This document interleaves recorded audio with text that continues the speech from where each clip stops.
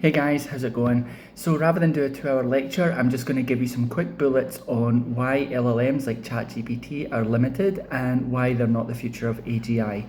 So the first one is the obvious one, is they hallucinate. This means that they make statements that sound correct. However, these can just be lies. They just fit to a curve. They don't actually fit to reality or the world around them. The second is that they're memory limited, so there's a lot of GPU and billions of dollars to get them to their 8,000 token context window. That means that they can only follow you so far before they start to forget what you said, like, maybe 10 minutes ago, 5 minutes ago. So they're not really good at scaling large databases or large code bases because they've only got a finite amount of memory, and anything outside of that is a constantly moving window.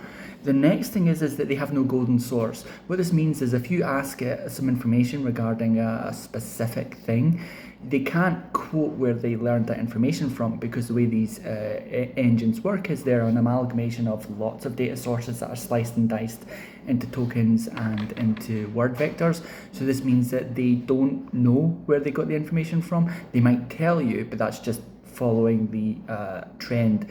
Underneath the covers, there is no single thread that you can pull to understand where this data came from. The next thing is that all of the amazing integrations that we've seen, all of the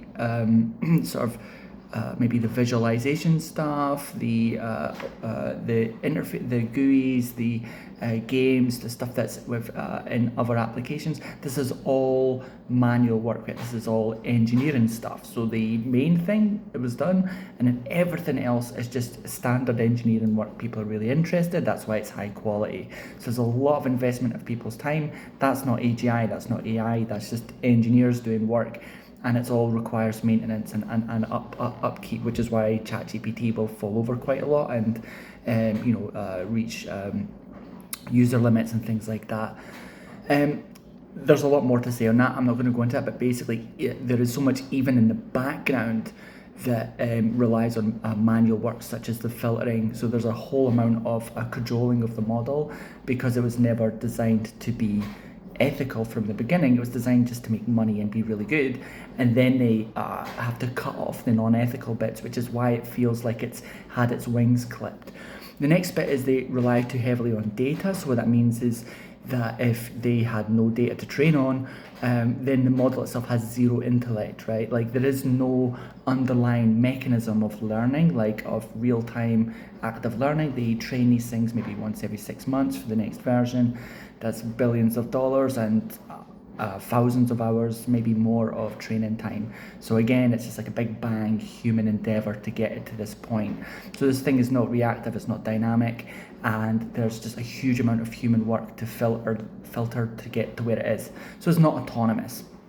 The next thing is they get dated, right? So this is a really telltale sign that you're dealing with a product and not an intellect, because nobody's using ChatGPT. So nobody's using GPT-1, GPT-2, or the earlier versions of this. I think like the initial early llamas and things like that.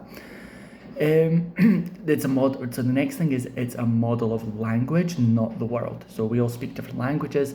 It's excelled at generalizing language, but language, just having a perfect model of what it perceives as language, does not mean it may or may not be a good model of reality. It doesn't necessarily follow.